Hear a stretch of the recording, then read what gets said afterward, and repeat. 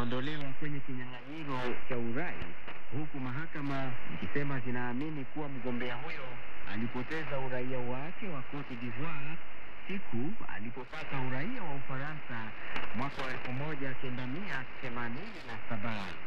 Mgombea huyo hata hivyo aliukana uraia huo Machi mwaka jana ili kuweza kugombea na uraia wake wa Cote d'Ivoire pekee.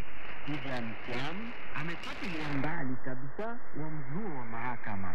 Sont des militants du parti au pouvoir. Ni wafuasi wa chama tawala ndio walianzisha mchakato huo kinyume.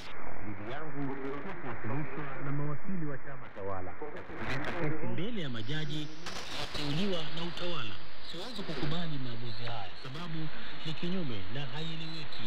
Ninaendeleza dhamira yangu ya kutokubali maamuzi haya. Niko tayari kupambana kuhakikisha wananchi wa Cote d'Ivoire wanachagua uhuru mtu ambaye atawaongoza kwa miaka 5 ijayo.